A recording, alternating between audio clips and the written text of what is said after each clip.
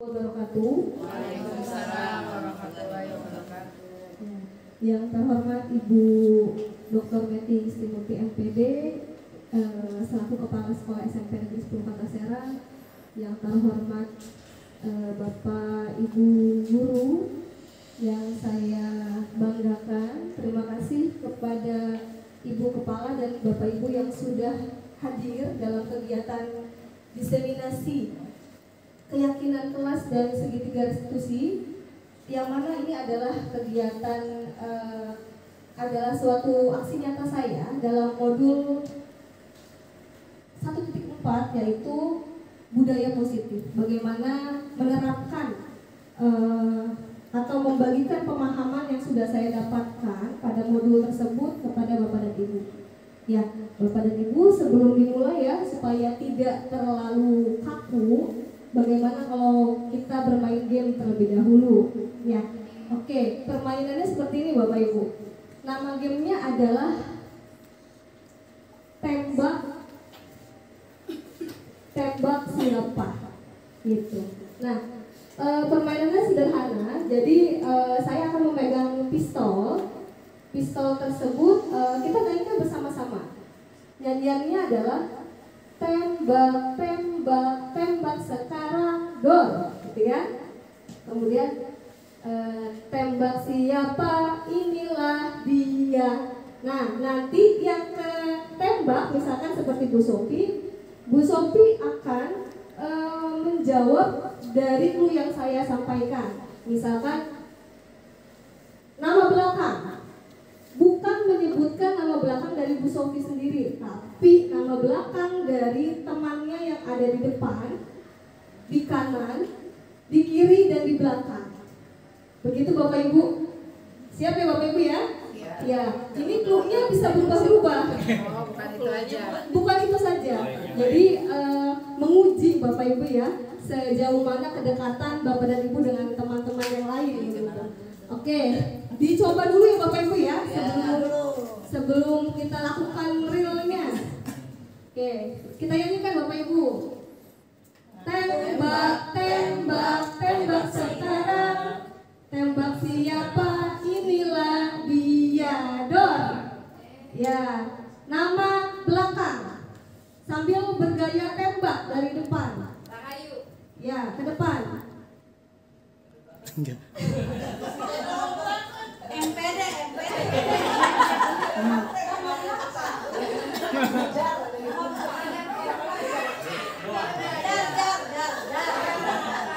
Anjar. Oke, yang belakang Ibu, ke samping nggak ada ya? Ke belakang langsung.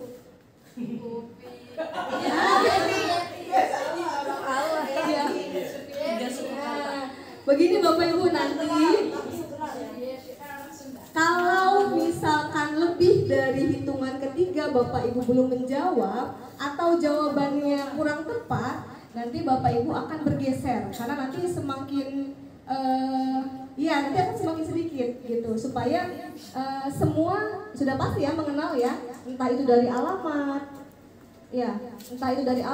mungkin ya nama belakang dan seterusnya. Seperti itu contohnya ya, Bapak Ibu, kita mulai nih. Ya, jadi clue-nya akan saya tunjuk kepada Bapak Ibu, kemudian Bapak Ibu silahkan menjawabnya dengan teman depan, samping kanan, kiri, dan teman di belakang. Oke, siap ya Bapak Ibu ya? Ya. Oke, kita nyanyikan. Tembak, tembak, tembak sekarang, dor. Apa Bu? Tembak siapa, inilah dia, buat Jelin. Alamat rumah, lakukan. Tembak Bu, depan. Oke, satu.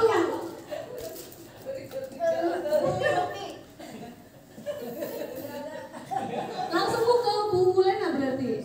Belakangnya langsung Bu Lena. Ternyata berbeda. Oke, ya. Oke, berarti masih fokus ya buat Jelin ya. Artinya untuk alamat masih oke ya Bu. Oke, kita ganti clue yang lain ya. Semoga bisa juga. Oke, kita nyanyikan. Tembak, tembak, tembak sekarang, dor. Tembak siapa, inilah dia, Pak Irwan.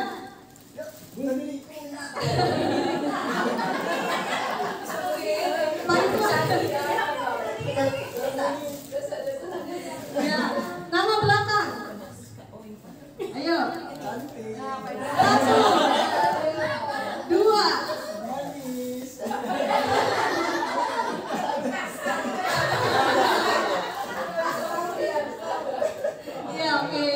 Pak Irwan, punten bisa berdiri dulu ya. Nanti Pak Irwan akan ya nggak dihukum ya.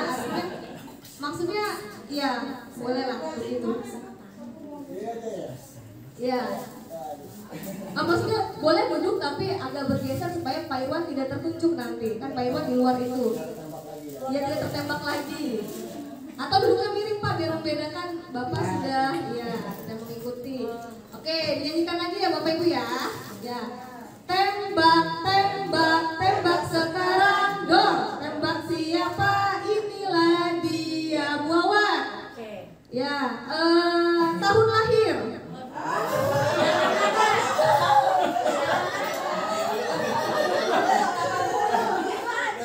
Ayo, 8 Mika 89. Ya.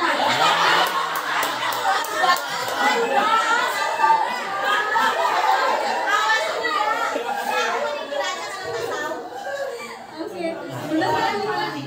Salah ya. Iya benar. Mika sedang membela saya, Mika sedang dibuat Iya. Oke, Muawat agak Muawat. Duduknya saya ya geser. Menghadap-hadap ke kiri, tidak menghadap depan. Oke, nyanyikan lagi Bapak Ibu. Tembak, tembak, tembak sekarang dong. Tembak siapa? Inilah dia Bufi. Ya, cluenya adalah istri atau suami. Silahkan dijawab. Ya, 1. Tembak Bu, tembak.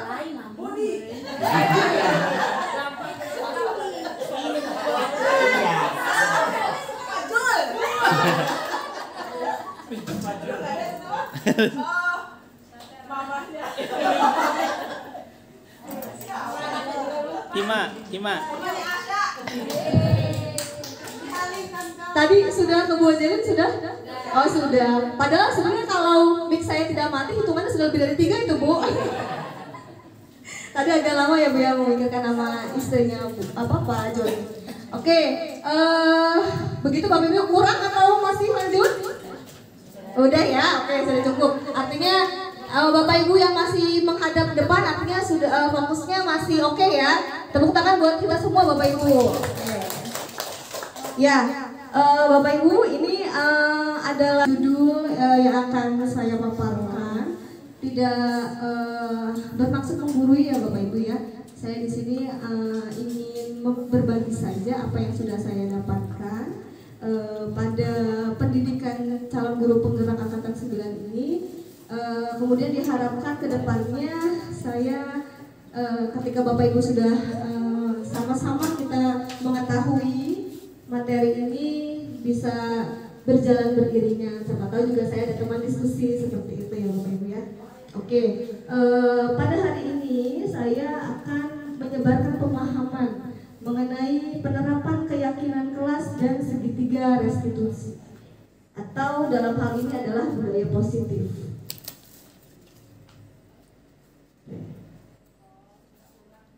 Nah, diawali dengan disiplin positif.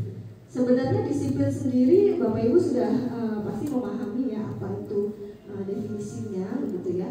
Untuk disiplin sendiri adalah dimaknai dari sesuatu yang dilakukan oleh seseorang untuk mendapatkan suatu kepatuhan. Jadi disiplin tersebut adalah sesuatu yang dilakukan seseorang kepada orang lain sehingga mendapatkan suatu kepatuhan. Dan cenderung disiplin ini arti katanya adalah beranggapan bahwa ketidaknyamanan gitu ya.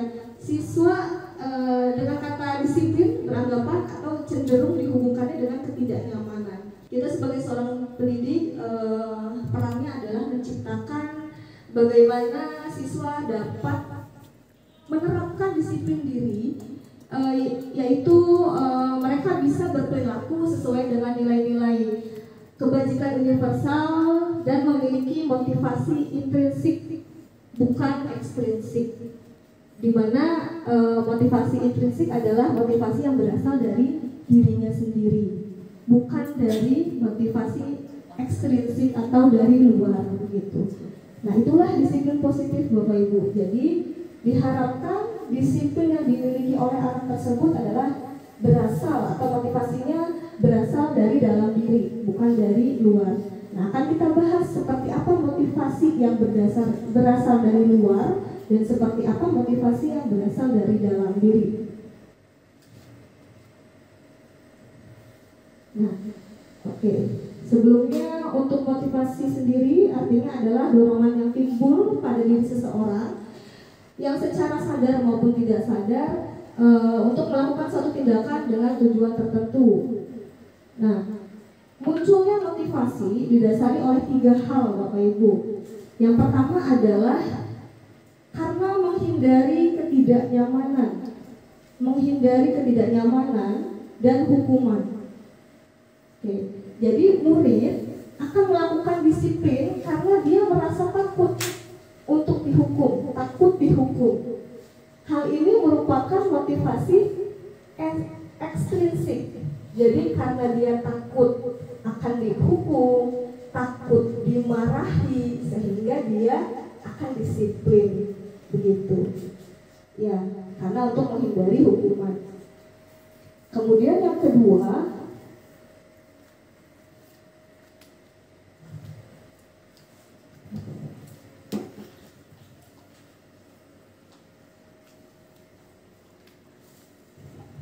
betul Bapak Ibu ya, karena saya menggunakan Canva online, jadi mungkin ketika jaringannya tidak stabil, jadi tampilannya seperti tadi. Dilanjut Bapak Ibu, yang kedua adalah munculnya motivasi berdasarkan imbalan Bapak Ibu atau penghargaan dari orang lain. Jadi ketika proses diskusi kemarin ya Bu Jilvi sempat menanyakan mengenai imbalan ya, hadiah seperti itu, dan ternyata memang berhasil, yaitu merupakan motivasi dari siswa dari ekstrinsik begitu. Nah, tapi nanti akan dibahas gitu ya, apakah ada nilai positif atau malah sebaliknya jika motivasinya berdasarkan dari imbalan atau hadiah atau penghargaan dari orang lain seperti pujian dan lain-lain. Nah, kemudian yang terakhir ini adalah motivasi yang muncul dari dirinya sendiri. Nah, artinya ketika murid melakukan disiplin dari dalam diri, dia akan sadar harus melakukan disiplin karena keinginannya sendiri, atas motivasi dari dalam dirinya sendiri. Nah, seperti apa nih yang karakter yang ketiga ini? Nah, ini akan kita bahas ya Bapak Ibu ya. Jadi ternyata saya juga Bapak Ibu, saya juga sebenarnya baru mengetahui hal ini, sama-sama baru mengetahui. Jadi saya ingin membagikan apa yang saya dapatkan gitu ya. Ternyata hukuman dan penghargaan ataupun imbalan adalah motivasi dari luar peserta didik. Dan seperti apa sih motivasi yang muncul dari dalam dirinya sendiri? Nanti akan kita bahas. Kita lanjut.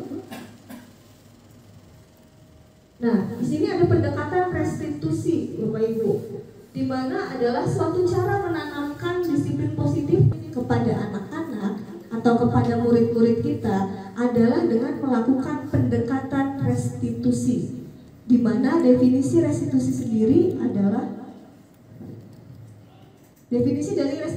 adalah proses menciptakan kondisi bagi murid untuk memperbaiki kesalahan sehingga mereka bisa kembali kepada kelompok mereka dengan karakter yang kuat. Ini berdasarkan Diane Gossen tahun 2004 artikelnya. Nah, jadi pendekatan restitusi ini diharapkan siswa dapat memperbaiki dirinya sendiri dari dalam. Nah, bagaimana ya caranya supaya siswa itu memahami apa kesalahannya, kemudian berusaha untuk memperbaiki dirinya sendiri, begitu ya, berdasarkan pendekatan restitusi. Oke, ciri-cirinya Bapak Ibu, apa sih ciri-ciri pendekatan restitusi itu? Yang pertama adalah bukan untuk menebus kesalahan, melainkan belajar dari kesalahan. Kemudian yang kedua, untuk memperbaiki hubungan dari orang yang bersangkutan yang memiliki masalah, misalkan murid dengan murid dengan guru, atau sebaliknya guru dengan murid dan sebagainya. Kemudian yang ketiga adalah merupakan sebuah tawaran, bukan paksaan. Jadi kita menawarkan kepada anak, gitu ya. dia mau melakukan perbaikan seperti apa. Oke. Kemudian yang keempat adalah mencari kebutuhan dasar. Mencari kebutuhan dasar yang mendasari tindakan. Jadi sebenarnya Bapak Ibu, tindakan anak-anak yang biasanya melakukan kesalahan itu sebenarnya mereka ada kebutuhan dasar yang mereka belum terpenuhi. Contohnya misalkan seperti anak yang suka mengganggu temannya, anak yang butuh perhatian khusus lah seperti itu ya. Ternyata kebutuhan dasarnya dia ada yang kurang, belum terpenuhi. Misalkan di rumah dia tidak mendapatkan kasih sayang atau cinta dari keluarganya, karena salah satu dari kebutuhan dasar dari seorang manusia adalah cinta dan rasa kasih sayang, seperti itu. Ada juga kekuasaan begitu ya, ada juga penghormatan dan seterusnya. Jadi sebenarnya itu Bapak Ibu yang saya garis bawahi ya, ternyata anak-anak kita melakukan tindakan yang di luar dari ya istilahnya peraturan sekolah gitu ya, karena sebenarnya ada kebutuhan dasar yang belum terpenuhi dari diri peserta didik tersebut. Oke, dilanjut. Yang kelima adalah fokus pada karakter bukan tindakan. Jadi kita akan menanamkan karakter Bapak Ibu.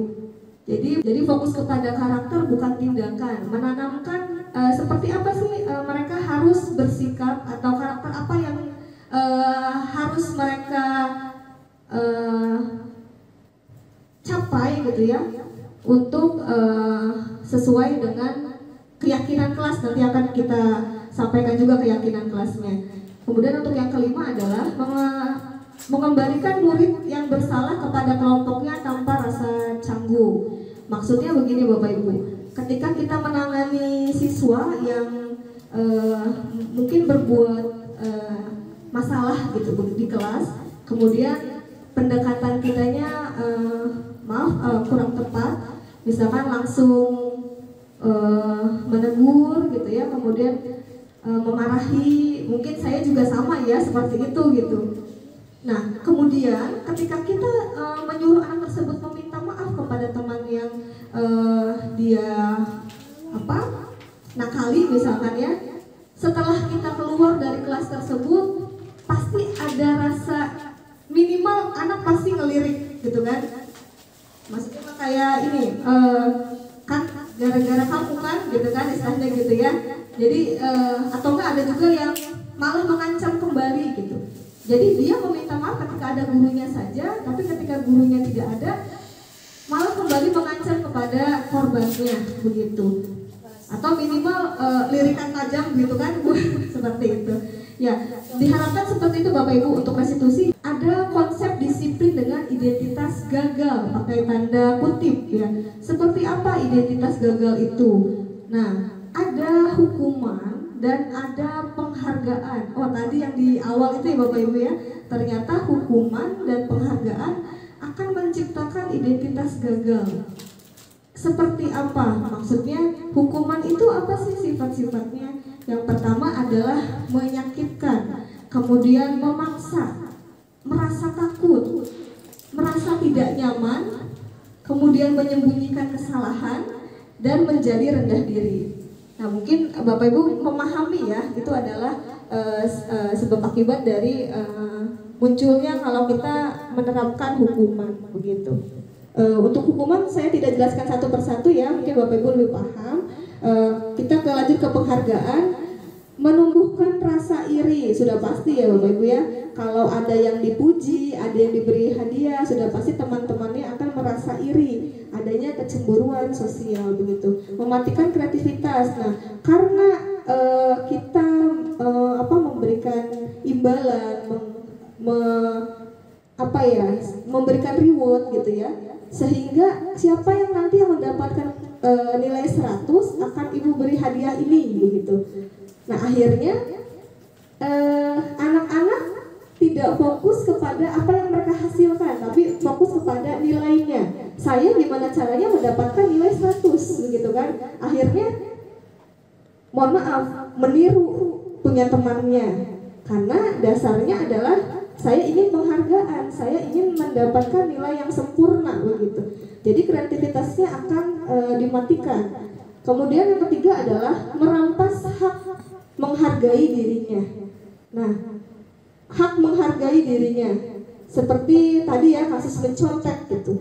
Kasus mencontek itu artinya dia berlomba-lomba untuk mendapatkan nilai yang besar, tapi bukan dari hasil kerja kerasnya sendiri.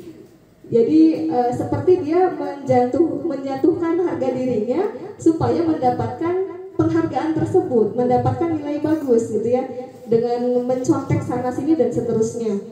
Kemudian yang keempat adalah menumbuhkan rasa hukum atau sistem ranking. Nah, ini juga sama Bapak Ibu ya, ternyata sistem ranking itu akan memunculkan rasa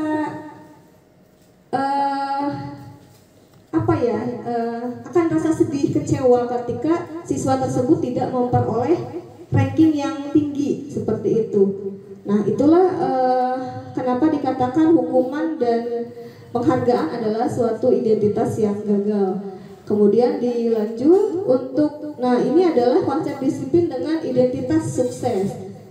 Ada konsekuensi dan ada restitusi, di mana konsekuensi ini Bapak Ibu mungkin sudah mengetahui ya, konsekuensi mungkin juga saya pribadi juga pernah gitu ya menerapkan itu.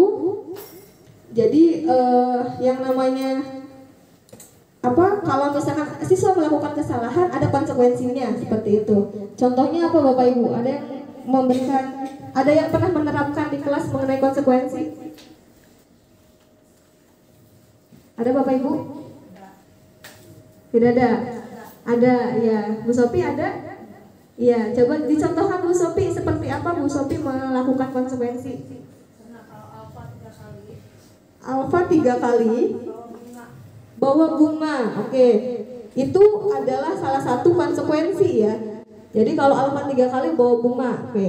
Jadi masuk ke dalam konsekuensi di dalam kelasnya. Nah, di sini adalah beberapa hal mengenai konsekuensi. Yang pertama adalah perlu monitoring berkelanjutan. Kemudian yang kedua adalah fokus pada pemecahan masalah jangka panjang. Dan yang ketiga adalah murid menghormati dirinya sendiri dan orang lain. Jadi ketika kita menerapkan pendekatan restitusi, murid akan lebih menghormati dirinya dan menghormati orang lain. Yang keempat adalah murid bersemangat memperbaiki kesalahan. Oke, dilanjut. Nah, ini adalah contoh kasus. Misalkan kasusnya adalah siswa tidak mengerjakan PR. Kasusnya adalah siswa tidak mengerjakan PR. Ya. Nah, dari versi hukuman, guru akan menghukum siswa tersebut, dikeluarkan dari dalam kelas dan disuruh berlari mengelilingi lapangan upacara. Begitu. Dan guru pasti marah. Dan murid menjadi takut. Begitu.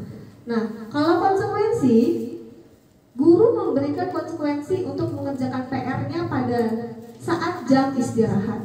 Jadi ketika siswa tidak mengerjakan PR, konsekuensi yang diberikan guru adalah siswa harus mengerjakan PR-nya pada waktu istirahat. Jadi tetap dikerjakan tapi di lain waktu. Untuk konsekuensinya tetap mengerjakan. Di sini guru tegas. Guru tegas, murid menghormati peraturan. Nah, bagaimana dengan restitusi? Dengan kasus siswa yang tidak mengerjakan PR, guru membantu siswa menyelesaikan masalahnya. Begitu. Guru terbuka, guru bersifat terbuka, dan murid akan menghormati dirinya dan orang lain. Oke, mungkin hukuman dan konsekuensi sudah sering kita lakukan ya Bapak Ibu ya. Saya juga merasa seperti itu. Nah, bagaimana untuk yang restitusi ini, gitu ya? Nah, di sini ada apakah bisa membedakan Bapak Ibu kalau saya munculkan pertanyaan seperti ini? Bapak Ibu sudah bisa membedakan ya mana hukuman, mana konsekuensi. Oke, Bapak Ibu, silahkan kita jawab bersama-sama mengenai ini adalah hukuman atau konsekuensi. Nah, Bapak Ibu terbaca ya layar di depan ini.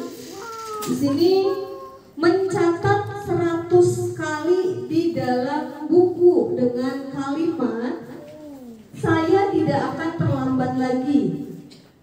karena terlambat ke sekolah. Jadi siswa tersebut terlambat sekolah, kemudian diminta gurunya mencatat 100 kali di dalam buku dengan kalimat saya tidak akan terlambat lagi. Kira-kira ini masuk ke dalam hukuman atau konsekuensi, Bapak Ibu? Hukuman. Coba kita lihat ya. Apakah hukuman? Ternyata konsekuensi. Ya. Oke, dilanjut.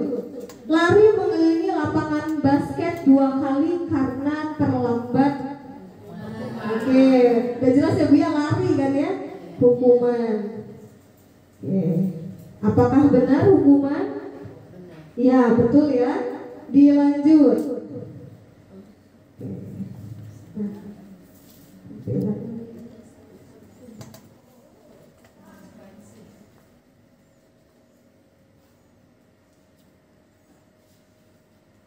Nah, yang ketiga, membersihkan coretan yang dibuat di meja tulis. Konsekuensi. Ya, ternyata benar.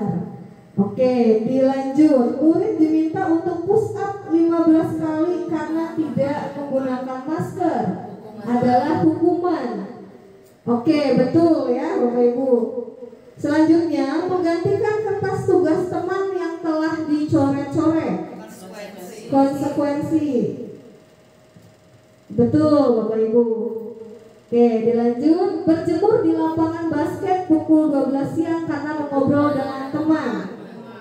Hukuman. Ya, betul. Oke, dilanjut. Murid diminta bertelanjang kaki sepanjang hari karena tidak menggunakan sepatu warna hitam sesuai dengan peraturan sekolah. Ada yang menjawab konsekuensi, ada yang menjawab hukuman. Kira-kira apa ya Bapak Ibu ya? Kalau murid diminta bertelanjang kaki? Oke, hukuman ya, coba. Hukuman, oh betul ya. Ternyata hukuman nih. Dilanjut. Berdiri di depan kelas sambil mengangkat satu kaki karena tidak bisa menjawab pertanyaan. Hukuman. Oke. Betul. Kita lanjut. Membersihkan tumpahan air di meja tulis karena tersenggol saat belajar. Konsekuensi. Wow, Ibu sudah hebat nih membedakan. Ya, betul ya. Kemudian dilanjut. Kehilangan 10 menit jam istirahat untuk mengerjakan tugas karena terlambat datang dan tertinggal pelajaran selama 10 menit. Konsekuensi. Betul. Oke. Lanjut. Duduk di bangku di pinggir lapangan pada jam istirahat tidak diizinkan bermain oleh guru piket karena mencederai teman saat bermain di lapangan. Apa Bapak Ibu? Konsekuensi? Ya? Ya? Baik, betul ya, konsekuensi. Dilanjut. Terlambat hadir di pembelajaran dari 15 menit dan diminta untuk tinggal 15 menit sesudah kelas usai untuk membahas ketinggalan pelajaran. Konsekuensi. Oke, betul, konsekuensi. Kemudian lari mengelilingi lapangan basket 2 kali karena terlambat 10 menit untuk pelajaran PJOK. Pelajaran PJOK, jadi konsekuensi, betul Bu ya. Oke, jadi ada cluenya. Oke, kemudian membersihkan WC sekolah karena mematahkan pensil kawannya. Hukuman. Oke, betul ya. Nah, rednya 13 dari 14, salah satu ya Bapak Ibu ya. Oke, tepuk tangan buat kita semua. Ya, tadi salahnya di mana Bapak Ibu ya? Di awal-awal ya, karena masih belum ini ya, belum ngeh begitu ya. Nah, Bapak Ibu kira-kira setelah menjawab beberapa soal itu, Bapak Ibu adakah yang bisa membedakan dengan kalimat sendiri apa itu hukuman, apa itu konsekuensi? Adakah Bapak Ibu yang mau berkomentar? Konsekuensi sudah ada kesepakatan begitu Bapak Bapak? Kalau hukuman tidak ada kesepakatan, jadi gimana gurunya gitu. Oke, tepuk tangan buat Pak Komar. Ya, iya betul ya. Salah satunya adalah untuk konsekuensi sudah ada kesepakatan terlebih dahulu. Sebentar Pak, belum sesinya ya. Sabar. Iya, sedangkan hukuman gimana Pak Komar tadi? Untuk hukuman? Hukuman sesuai dengan kesalahan tapi di luar kesepakatan. Iya, hukuman itu di luar dari kesepakatan. Biasanya langsung ya. Iya, langsung iya, spontan gitu, betul ya. Spontan sifatnya. Oke, dilanjut. Tadi ya. Nah, kita lanjut. Ada 5 posisi kontrol restitusi. Ada 5 posisi kontrol restitusi. Yang pertama adalah penghukum. Kejauhan ya. Yang pertama adalah penghukum. Yang kedua adalah pembuat rasa bersalah. Yang ketiga teman. Yang keempat pemantau. Yang kelima manajer. Kita akan lihat satu persatu seperti apa contoh kalimatnya dari suatu kasus.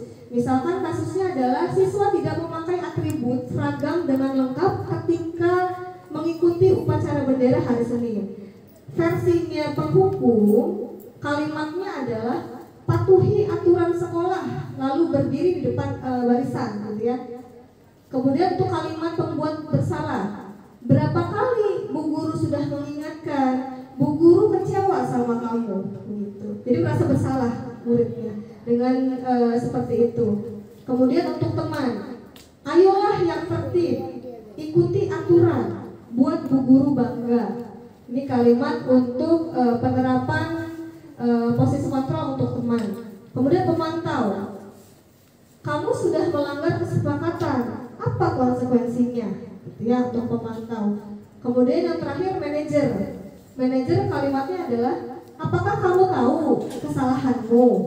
Kira-kira bagaimana cara kamu memperbaiki kesalahan ini? Nah, kira-kira restitusi yang mana Bapak Ibu?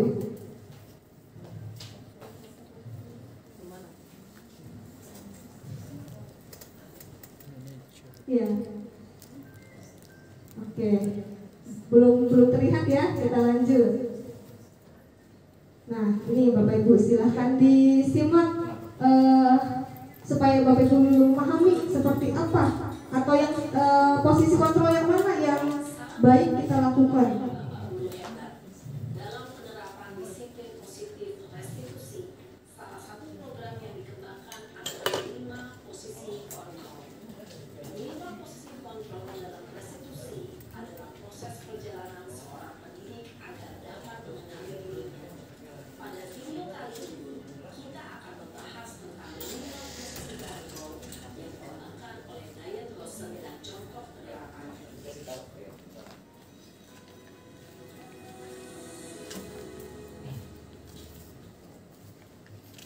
Posisi kontrol itu adalah 1.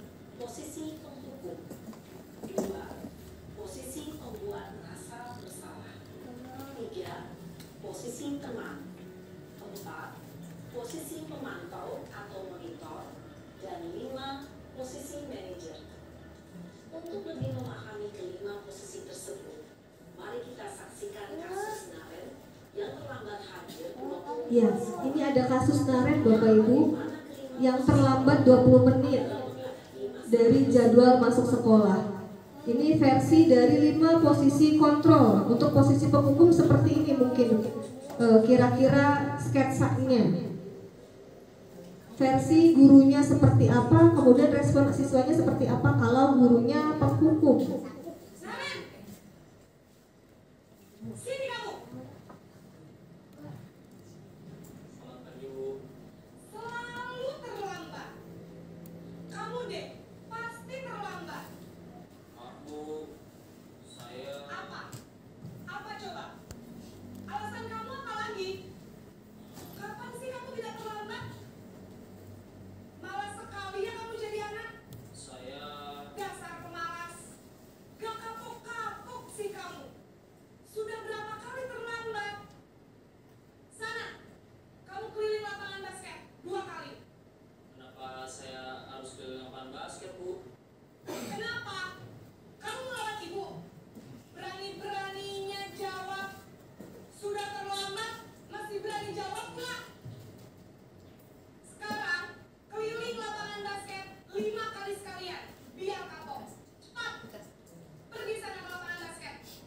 Ya, jadi hukumannya adalah lari ya Bapak Ibu ya.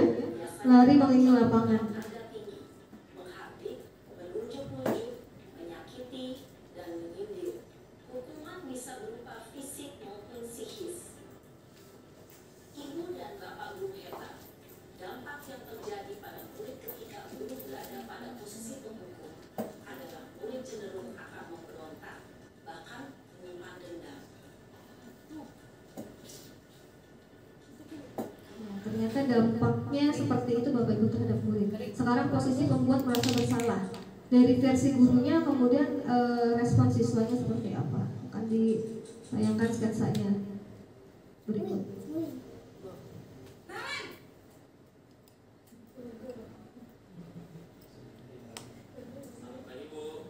Naren, kamu kenapa terlambat lagi, nak? Ya Tuhan, Naren. Kamu senang ya bikin ibu susah ya? Kalau kamu terlambat lagi, nanti ibu yang ditegur bapak kepala sekolah, nak. Disangka ibu tidak bisa membina kamu. Duh, gimana ini? Maaf Bu, Duh, Gusti Naren. Kamu suka ya kalau ibu ditegur bapak kepala sekolah? Terus, sekarang ibu harus tulis apa ini di buku absen? Ini kamu sudah sering terlambat loh. Ibu harus apa coba? maaf Bu, maaf sekali. Ya sudah, lain kali jangan bikin ibu susah lagi ya nak ya. Ibu tidak akan kuat lagi kalau mau begini terus. Bisa jantungan kalau ibu tegur bapak kepala sekolah. Sana cepat kelas. Maaf sekali. Ya, murid jadi lebih merasa bersalah ya karena gurunya Dengan nada tenang, iya cenderung lembut, namun kata-kata yang ini menyalahkan murid. merasa menjadi orang yang gagal, memandang buruk dirinya sendiri, merasa tidak berharga, dan tidak sanggup membahagiakan orang lain. Ketika guru mengambil posisi membuat rasa bersalah, murid akan menganggap dirinya yang bersalah dan ia akan menyimpan emosi negatif tersebut di dalam dirinya. Itu ternyata respon siswanya. Sekarang yang ketiga adalah posisi teman.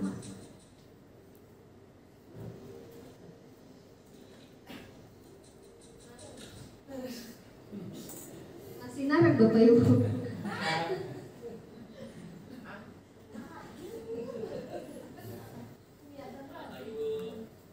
Wah, sudah jam berapa ini nak? Terlambat lagi ya sayang. iya Bu, habis ibu saya belum membangunkan saya Bu.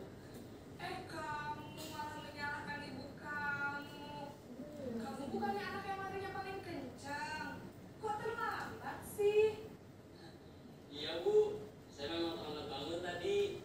Jadi biarpun saya lari kencang, tetap gak kekejar Bu.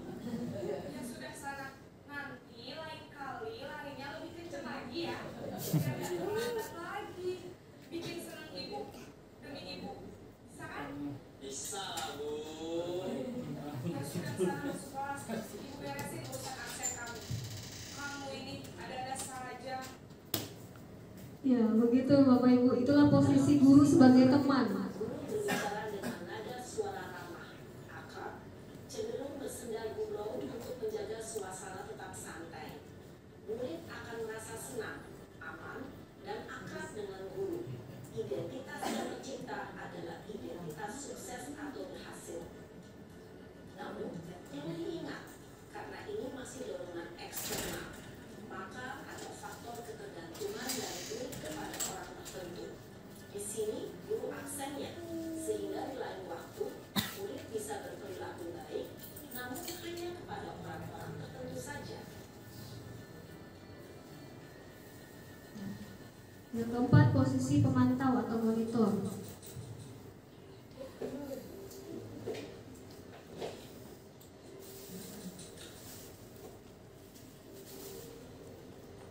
Naren!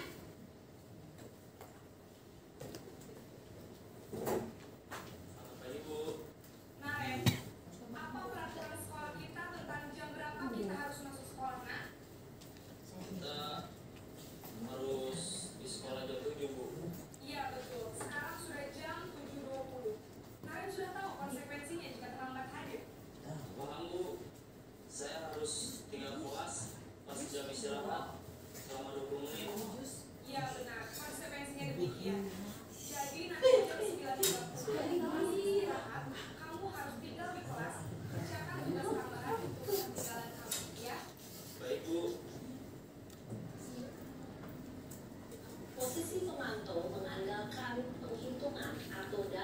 untuk mengontrol murid. Guru mengarahkan murid berdasarkan peraturan dan konsekuensi. Seorang pemantau menunjukkan bahasa tubuh dan ekspresi wajah yang datar dan cenderung formal. Bapak Ibu, sebelum dilanjut yang kelima, bagaimana untuk posisi penghukum Bapak Ibu? Bagaimana dari gurunya tadi? Bagus itu penghukum. Sofi yang mana? Iya. Enggak bagus. Dari gurunya bagaimana Bapak Ibu tadi? Oke, jangan dari gurunya, dari siswanya. Bagaimana siswanya setelah setelah siswa tersebut dimarahi atau dihukum oleh gurunya, bagaimana responnya? Takut, kesel, tadi ada dendam, akhirnya akan muncul dendam pada murid tersebut, begitu ya. Ternyata itulah dampak dari siswa ketika guru tersebut dalam posisi penghukum. Kemudian untuk yang nomor 2, posisi kontrol apa Bapak Ibu tadi? Yang kedua, Membuat rasa bersalah. pembuat rasa bersalah. Bu Sofi masih fokus ya Bu Sofi ya. Iya. Bagaimana untuk yang pembuat rasa bersalah? Respon siswanya?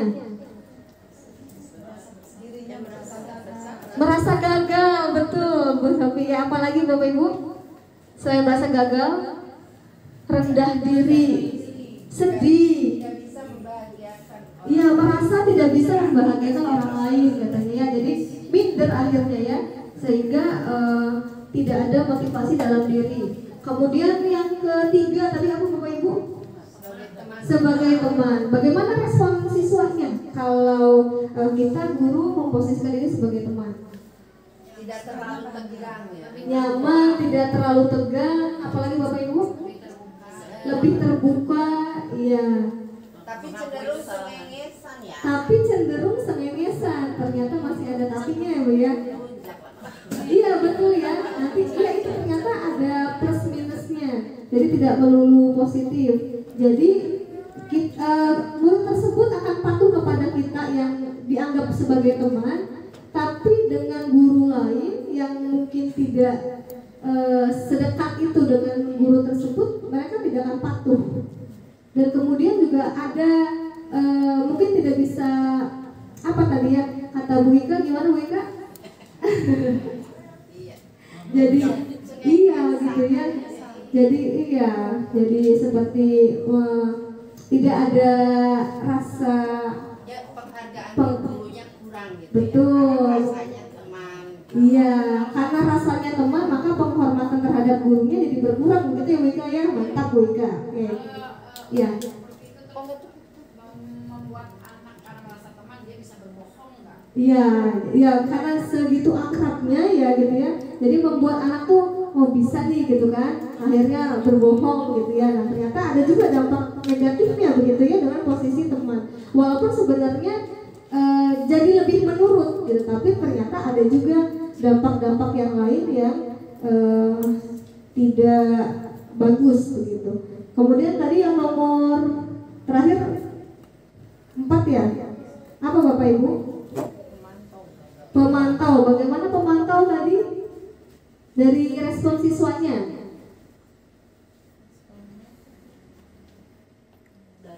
Lebih menyadari kesalahannya. Lebih menyadari kesalahannya. Tadi ada dampak negatifnya tidak dari segi pemantau?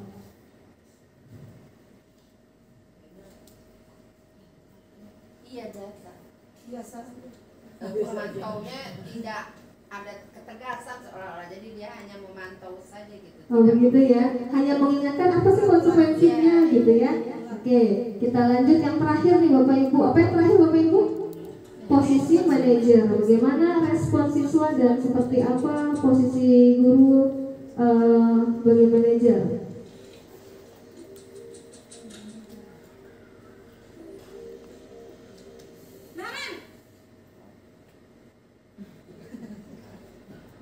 Selamat pagi, Bu. Selamat pagi, Naren. Maaf, Bu. Saya terlambat.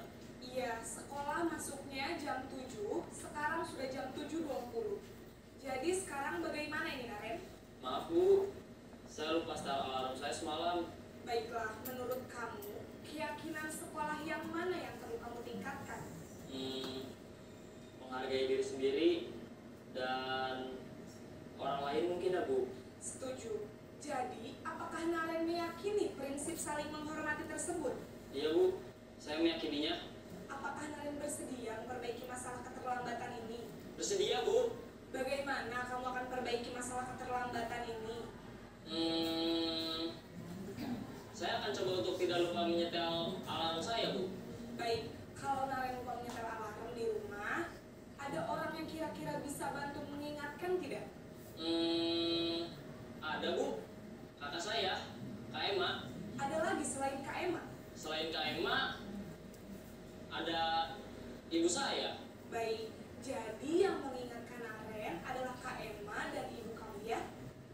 Kira-kira akan mulai start alarm kapan nih, Naren? Setelah pulang sekolah, akan segera saya lakukan. Baik, jadi Naren akan setel alarm untuk bangun besok pagi dan akan diingatkan oleh kakak dan ibunda Naren ya. Ada lagi yang mungkin perlu dilakukan, Naren, agar tidak terlambat bangun lagi? Tidak ada, Bu. Baik, Naren, terima kasih untuk kerjasama kamu. Sekarang kamu perlu kembali ke kelas untuk belajar. Baik, Bu. Terima kasih. Oke, Bapak Ibu, sebelum direview oleh videonya, bagaimana menurut Bapak Ibu? Dari segi gurunya tadi menawarkan tidak, Bu? Menawarkan ya? Menawarkan solusi. Menawarkan solusi. Iya, jadi lebih ke muridnya yang yang berinisiatif harus seperti apa saya gitu kan. Jadi menawarkan apa tawarannya tadi Bapak Ibu? Tawarannya tadi itu menyetel alarm, terus meminta Siapa orang di rumah untuk membangunkan. Ya, itu mungkin perbaikannya ya Bapak Ibu ya, perbaikan dari siswanya. Nah, untuk tawaran dari gurunya bagaimana Bapak Ibu?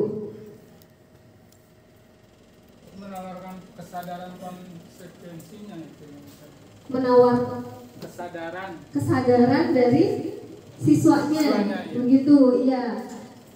Tadi dikatakan bagaimana apa yang akan kamu lakukan Naren, begitu ya, begitu. Nah, akhirnya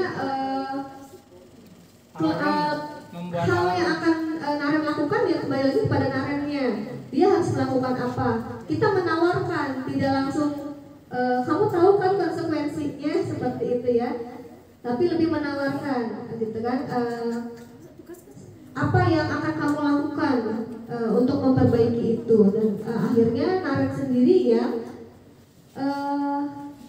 memaparkan harus seperti apa Naren itu, dan kemudian siap memperbaiki kesalahannya dan tidak mengulangi sekali lagi. Oke, kita lihat review dari videonya.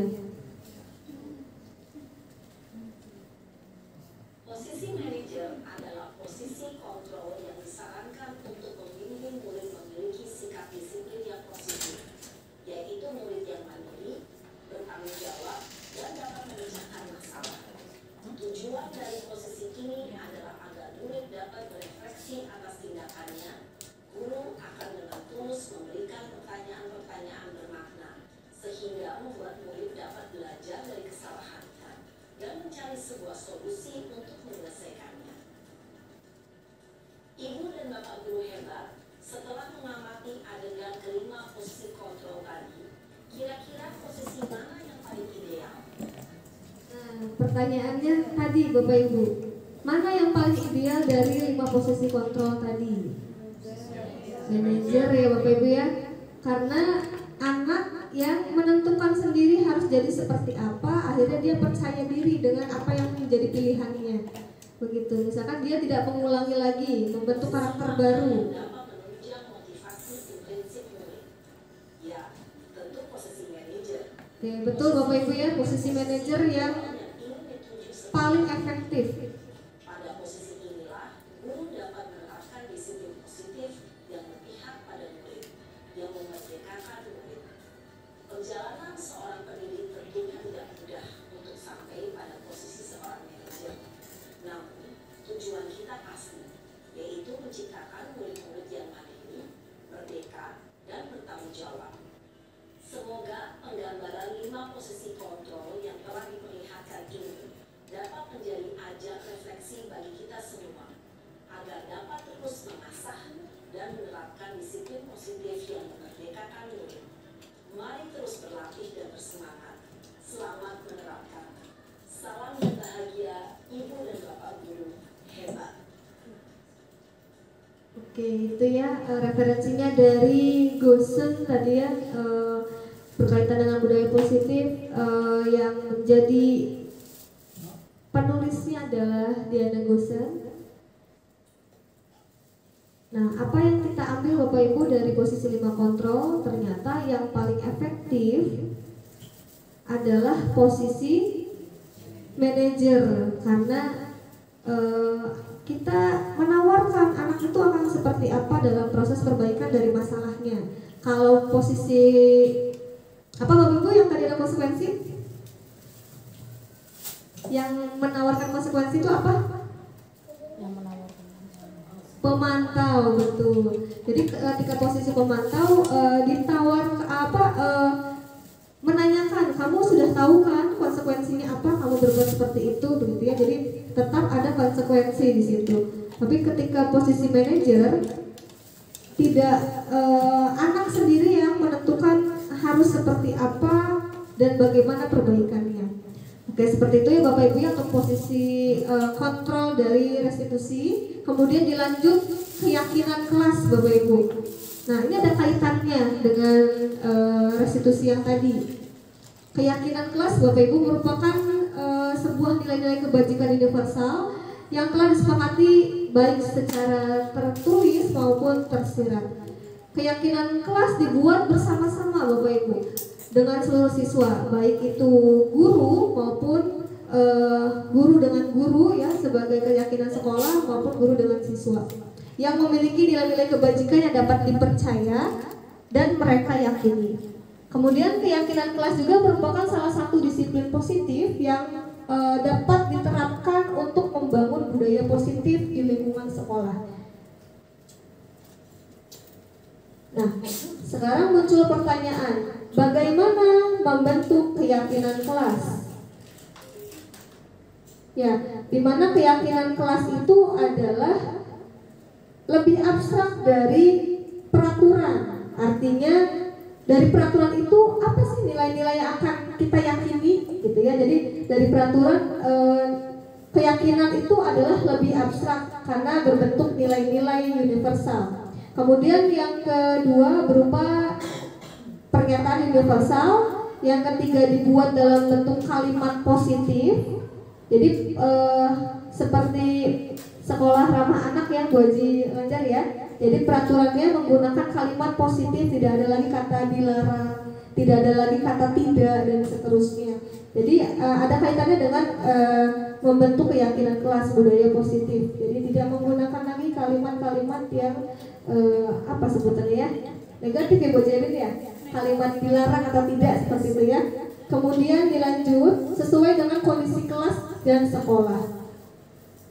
Karena keyakinan kelas itu disesuaikan dengan kondisi sekolahnya dan juga dengan kelasnya seperti apa. Mungkin kelas 7A berbeda dengan kelas 7B, maka keyakinan kelasnya juga akan berbeda seperti itu.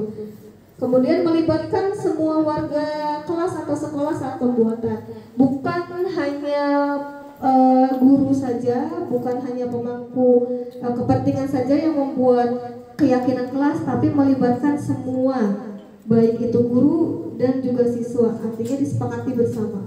Kemudian dibuat sedikit agar lebih mudah diingat, tidak panjang begitu ya. Jadi ada tidak terlalu panjang, tapi dibuat sedikit tapi bisa atau gampang diingat.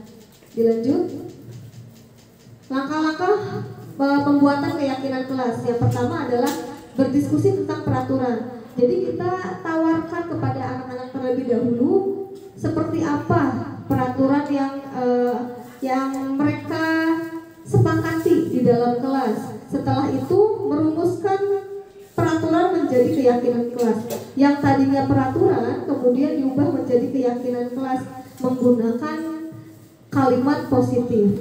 Kemudian yang terakhir adalah menempelkan keyakinan kelas di dalam kelas. Jadi keyakinan sudah disepakati oleh semuanya, semua siswa, kita menempelkan sebagai apa sebutannya Bapak Ibu? Kalau begitu dipatenkan begitu ya peraturannya, artinya selama 1 tahun ke depan, selama siswanya masih itu, peraturan kelas tersebut masih berlaku. Oke.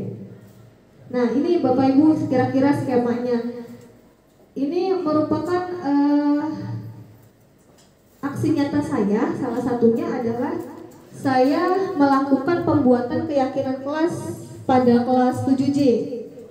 Langkah-langkahnya, yang pertama, guru terlebih dahulu menjelaskan kepada murid tentang keyakinan kelas yang mereka harapkan pada sticky note. Jadi saya menggunakan sticky note yang mereka tuliskan, mereka tuh ingin seperti apa sih gitu, yang seperti apa peraturan di kelas kita bersama. Setelah semua orang membuat keyakinan kelas dengan berbeda-beda, kemudian ditempelkan kepada papan tulis.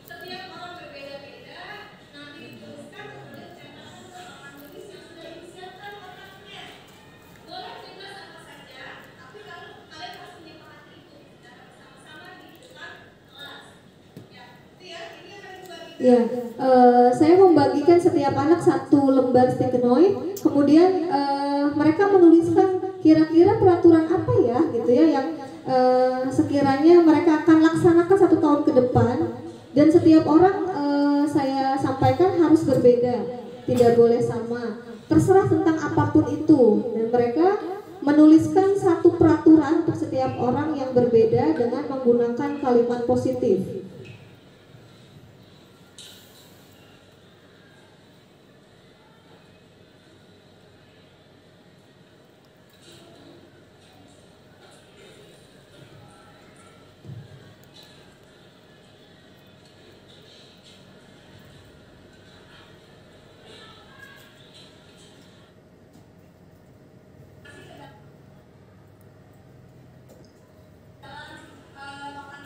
Nah, setelah anak-anak menuliskan,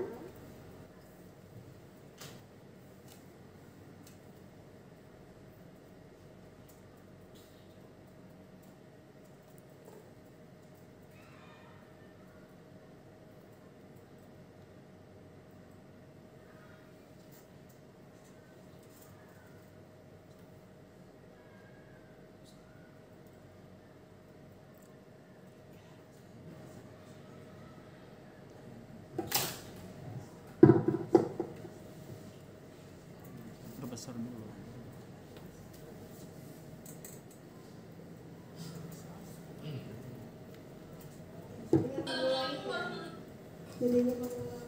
Di perbesar dulu maksimal pojok kanan bawah. Nah.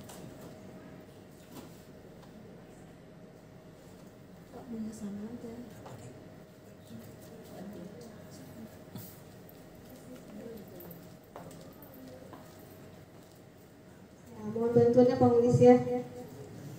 Sebentar Bapak Ibu, karena saya niat mempercepat dari videonya supaya langsung ke poin-poinnya, tapi ternyata malah mengganti slide-nya begitu. Saya minta tolong Pak Mulis untuk membantu. langsung ke anak-anak menulis Pak, menulis keyakinan kelas pada seperti itu.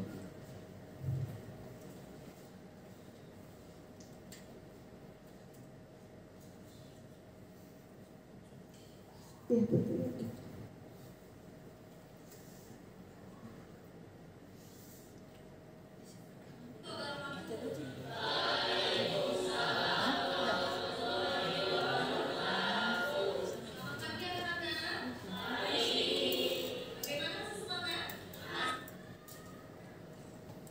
Ya, sambil menunggu videonya, jadi saya lanjutkan, Bapak Ibu, ketika anak-anak menuliskan setiap orangnya peraturan yang berbeda, kemudian anak-anak tersebut menempelkan kepada papan tulis apa yang mereka harapkan atau peraturan seperti apa yang akan mereka yakini atau tetapkan di dalam kelasnya selama 1 tahun.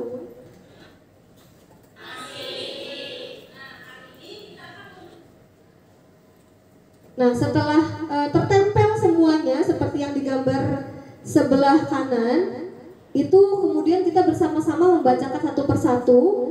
Setelah dibacakan satu persatu dari 30 peraturan tersebut, kemudian kita sepakati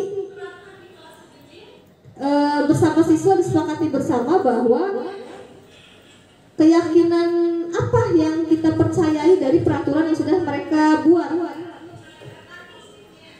Contoh misalkan datang tepat waktu, ada peraturan, ada siswa yang menuliskan peraturan tersebut, datang tepat waktu, berarti itu adalah nilai apa Bapak Ibu kira-kira? Disiplin. Jadi dimasukkan ke dalam keyakinan kelas disiplin. Jadi setelah saya dan anak-anak melihat 30 peraturan dari yang sudah anak-anak tulis, kemudian kita kelompokkan menjadi suatu keyakinan kelas, nilai-nilai dari keyakinan kelas ada 8 Bapak Ibu. Ya, lanjut Bapak, lanjut ke yang paling terakhir, masih di videonya.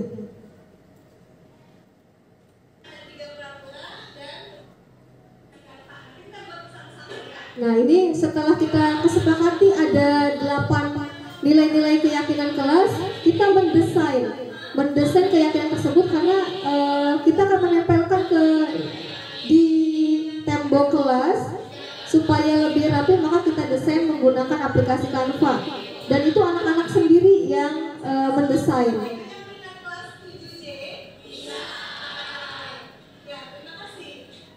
Nah, ini anak-anak sendiri yang mendesain, saya hanya mengarahkan dan memang nah, stop Pak, berhenti di situ. Nah, ini adalah 8 keyakinan kelas yang kita sepakati bersama bersama anak-anak kelas 7J. Yang pertama adalah disiplin.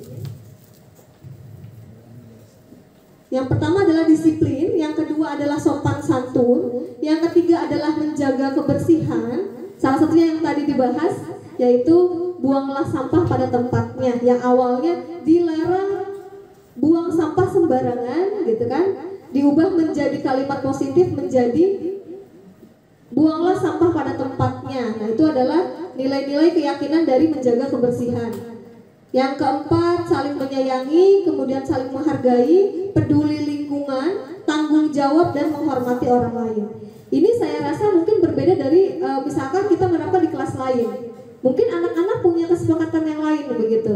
Makanya disebut keyakinan kelas karena mungkin setiap kelas memiliki keyakinan yang berbeda-beda. Begitu Bapak Ibu contohnya yang sudah saya terapkan. Kemudian kembali lagi ke segitiga restitusi. Kenapa kita kembali lagi ke segitiga restitusi? Karena dari keyakinan kelas yang sudah kita sepakati bersama, bagaimana jika ada pelanggaran? Begitu. Bagaimana jika ada siswa yang melanggar keyakinan kelas yang sudah kita sepakati? Nah, inilah kita menerapkan segitiga restitusi. Yang pertama, langkah-langkahnya adalah menstabilkan identitas, kemudian memvalidasi tindakan yang salah, dan menanyakan keyakinan yang sudah disepakati bersama. Oke, dilanjut. Nah, proses tahapan segitiga restitusi yang pertama, untuk langkah yang pertama tadi adalah validasi tindakan yang salah. Nah, artinya di sini teori kontrolnya adalah semua perilaku memiliki alasan. Itu. Kalimat yang digunakan pada langkah validasi tindakan yang salah adalah apakah benar telah melakukan, gitu ya, melakukan apa dan seterusnya. Kamu pasti punya alasan mengapa melakukan itu. Kemudian apakah perbuatan tersebut benar atau salah? Lalu apakah kamu menyesal? Nah, pertanyaan-pertanyaan inilah masuk ke dalam validasi tindakan yang salah. Kemudian untuk menstabilkan identitas. Nah, artinya adalah kita semua akan melakukan hal yang terbaik yang bisa kita lakukan. Contoh kalimatnya adalah tidak ada manusia yang sempurna, atau berbuat salah itu tidak apa-apa. Atau juga bisa saya juga pernah melakukan kesalahan seperti itu. Jadi identitasnya kita stabilkan dulu supaya mereka merasa tidak dihakimi begitu. Kemudian apakah kamu sedang menjadi teman yang baik untuk dirimu sendiri dan seterusnya. Nah, untuk yang ketiga, langkah yang ketiga adalah menanyakan keyakinan. Nah, kita semua memiliki motivasi internal. Contoh kalimatnya adalah ingatkah tentang keyakinan kelas yang sudah disepakati gitu. Kemudian ada lagi apa bayanganmu tentang kelas yang ideal atau baik itu bagaimana? Kemudian kamu mau jadi anak atau orang yang seperti apa? Dan selanjutnya apa yang akan kamu lakukan sekarang? Nah, begitu Bapak Ibu langkah-langkahnya, kita langsung ke praktiknya saja. Nah, ini Bapak Ibu penerapan dari segitiga restitusi. Ini sekarang modelnya saya sendiri Bapak Ibu. Dan anak-anak kelas 7J. Kasus 1. Ini peran utamanya Rafa dan ini Zika. Nah, Zika mengejek nilai Rafa di depan teman-temannya sehingga membuat Rafa malu. Lalu Rafa mengambil kertas punya Zika sambil memarahinya. Nah, kemudian ada anak yang melaporkan kejadian tersebut kepada wali kelas, yaitu saya sendiri. Nah, kemudian saya meminta anak tersebut untuk memanggil Rafa karena akan saya ajak berdialog. Nah, ini posisinya Rafa sedang dipanggil ke ruangan menemui saya.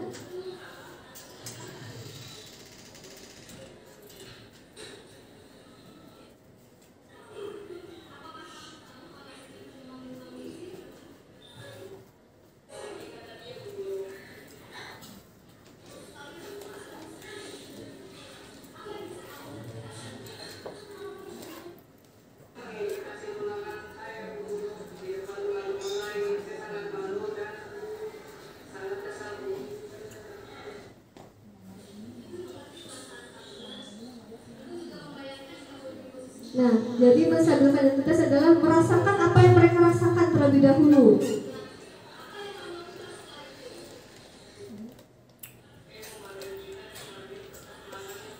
Menanyakan apa yang dia lakukan. Nah, kemudian lakukan tindakan validasi dari tindakan yang salah. Menanyakan kenapa kamu melakukan hal tersebut. Nah, dikuatkan dengan harga diri itu memang adalah sesuatu yang hal penting bagi kamu.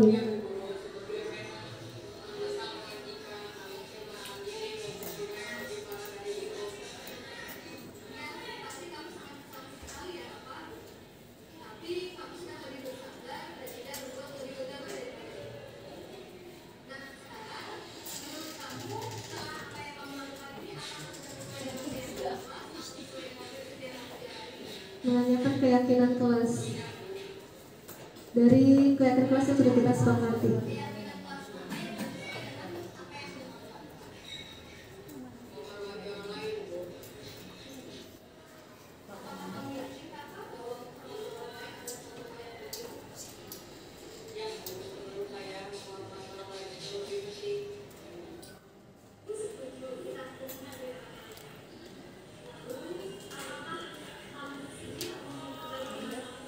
Nah, menawarkan untuk perbaikan permasalahan.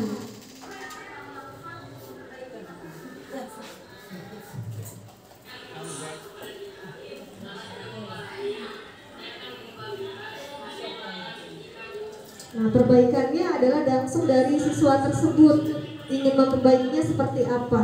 Jadi kita tidak memberikan dia harus seperti apa gitu, tapi lebih ke anaknya yang mengetahui dia harus seperti apa.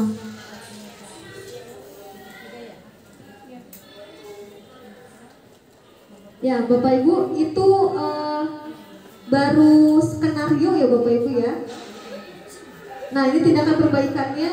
Jadi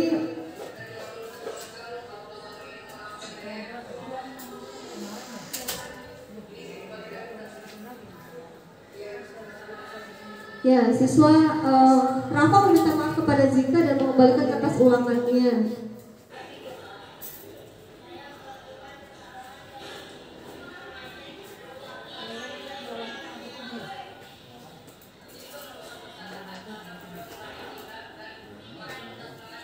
Nah, setelah itu refleksi Bapak Ibu.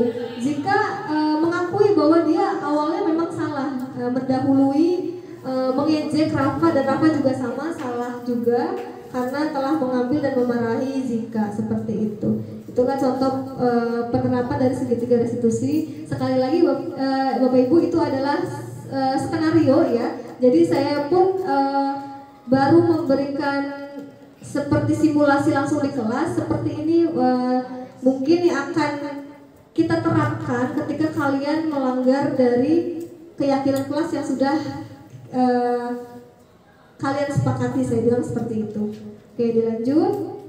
Nah, Bapak Ibu, jadi kesimpulan dari apa yang sudah kita dapatkan hari ini adalah dalam menerapkan program disiplin positif, guru hendaknya memiliki standar kepribadian profesional dan sosial yang baik, di mana guru mampu merefleksi pada posisi kontrolnya saat ini, yaitu sebagai among atau posisi manajer, posisi yang paling ideal, yang dapat menuntun murid menjadi insan yang mandiri, merdeka, dan bertanggung jawab. Oke, Bapak Ibu, ini adalah kesimpulan akhir dari apa yang sudah kita dapatkan hari ini. Itu adalah kata penutup juga dari saya. Semoga apa yang saya sampaikan bisa memberikan sesuatu hal yang baru, karena saya pribadi juga mendapatkan itu dan mendapatkan hal yang baru, dan saya ingin membagikan kepada Bapak dan Ibu supaya ada teman untuk berdiskusi di sekolah begitu. Baik, terima kasih Bapak Ibu atas perhatiannya, saya ucapkan terima kasih. Wabillahi taufiq wal hidayah. Wassalamualaikum warahmatullahi wabarakatuh.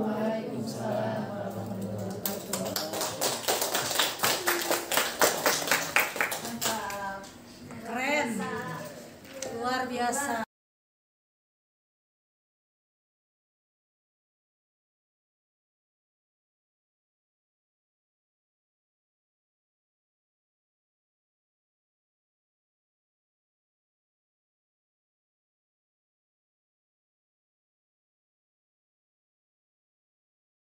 Assalamualaikum warahmatullahi wabarakatuh. Waalaikumsalam warahmatullahi wabarakatuh. Selamat pagi anak-anak. Pagi. Bagaimana, masih semangat?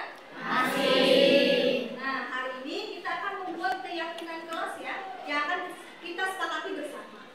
Adapun ya, sebelum kita membuat, kita meyakini, kita menyepakati keyakinan kelas, kalian akan membuat satu peraturan yang berbeda dengan teman-temannya, yang nanti peraturan tersebut akan ditempelkan di papan tulis menggunakan kertas post-it ya. Nah, peraturannya harus menggunakan kalimat positif. Contohnya seperti apa kalimat positif? Tidak menggunakan kata jangan, apalagi tidak menggunakan kata dilarang gitu ya, kata-kata yang positif. Contohnya seperti apa? Nah, misalkan dilarang membuang sampah sembarangan. Diganti menjadi kalimat positif bagaimana? Buanglah sampah pada Oh ya, betul ya. Buanglah sampah pada tempatnya. Jadi gitu ya. Kalian buat peraturan yang menggunakan kalimat positif di kertas post-it ini. Setiap orang berbeda-beda. Nanti dituliskan, kemudian ditempelkan ke papan tulis yang sudah disiapkan kotaknya. Boleh